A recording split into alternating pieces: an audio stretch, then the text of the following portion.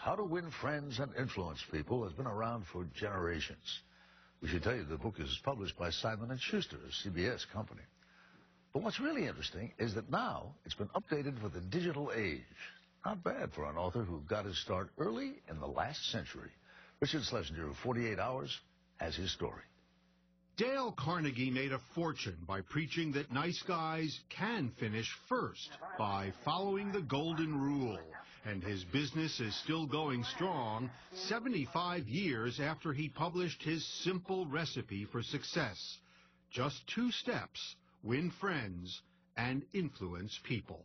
What was his philosophy in a nutshell? That you can change people's behavior by changing your attitude toward them. Peter Handel is the latest CEO of the Carnegie Empire that sells those books and teaches those courses, promising to bring you out of your shell, speak better, listen better, be a better person, and persuade other people to do what you want. I got to disagree. Do you know how many people have taken the course? We estimate 8 million. That was 8 million. 8 million. That's the size of a country. Some countries, that's right, exactly right. And there are some impressive alumni. Orville Redenbacher took the course, so did Warren Buffett and John Boehner. Students are attracted in large part by the book, How to Friends and Influence People, published in 1936. It's a collection of parables and principles, simple business advice, more Hallmark than Harvard, like smile. Be nice to people. Mm-hmm. Don't humiliate them. Don't bully them. So, with apologies, why do people need to pay good money to learn that? It's common sense. The difference is it's not common practice. We're going to start today with a representation of what may be going on every time you try to convey a message. At a Dale Carnegie class, everyone speaks, sometimes at the same time, learning to get their message across. This course, which costs close to $2,000 for 8 sessions, is pretty much the same today as it was when Carnegie himself started teaching 99 years ago. When you can agreeably disagree on something, that future endeavors with each other, it usually comes back, you know. And Bernie Dix was sent here by his boss at a New York City dry cleaners. Yeah, for tailoring, yeah, I can't do that. I'm sorry. By his own admission, he had a few issues dealing with customers. Who do I have to call, Marlene and Lorraine? He's working on it, though. I've learned how to pause. You know, how to pause? Before I react, you know, to think about what I'm saying before it comes out of my mouth, which is something I never quite had a grasp on. You know? Did you used to tell off customers, or? I had rough edges.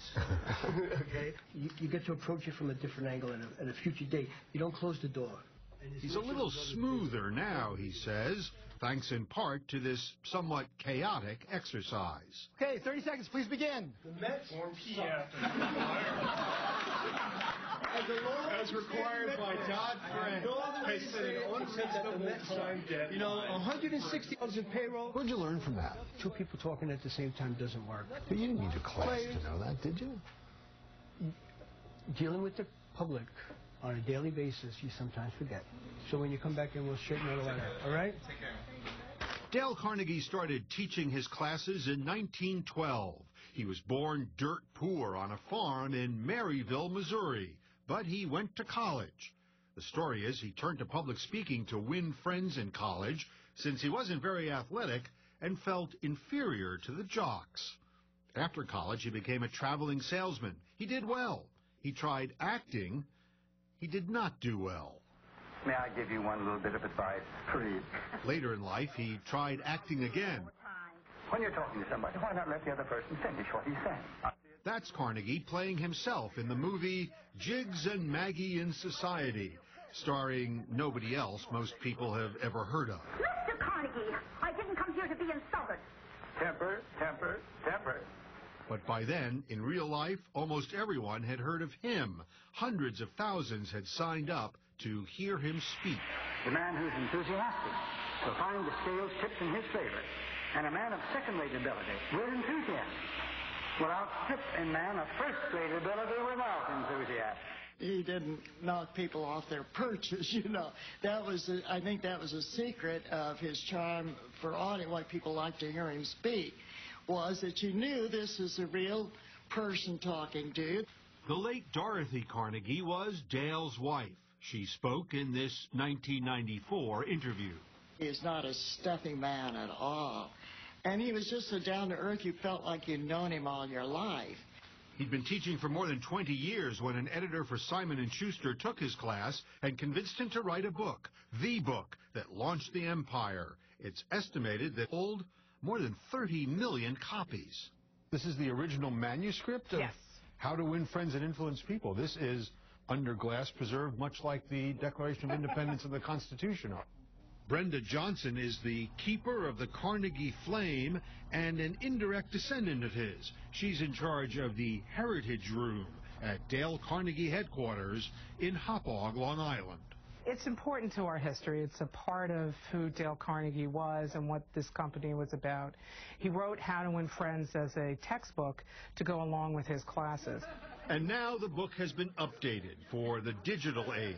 Turns out you can win friends and influence people virtually anytime, even if you never actually see them. Dale Carnegie was very big on smiling. How do you smile in an email with, I guess there's an emoticon. You know, there is, and that, I mean, that's what would he nice, have thought of emoticons? Yeah. I don't know. That's a very good question. But you can choose words that will communicate that, if it takes longer. Okay, sir, tell me how you smile in an email. Just saying, I'm having a great day. I hope you are too. I mean, that's kind of a pleasant way of saying something. But then you have to say, you know, where are the sales reports? Yeah, well, you get to that. Well, it just so happens that Dale And by all reports, sales at Dale Carnegie give the company every reason to smile. Today, the courses are offered in more than 80 countries, from China to Cameroon. It strikes me that a lot of the stories that he tells in his book are quintessentially American stories. Yeah. So how does that translate to somebody in Beijing? That's a fascinating question, Richard, because that's something I've been really... Dale Carnegie told you to say that, didn't he? No, that's not true. Well, actually, he did, but I would have said it before. Right. The fact is, because human nature is the same all over the world, the principles that Dale Carnegie teaches really do work all over the world. What do we want people to do as a result of our experience? And as humans, it apparently feels natural to pay someone to tell us, be nice to others, follow the golden rule, even though parents and grandparents have been giving that advice for generations and for free.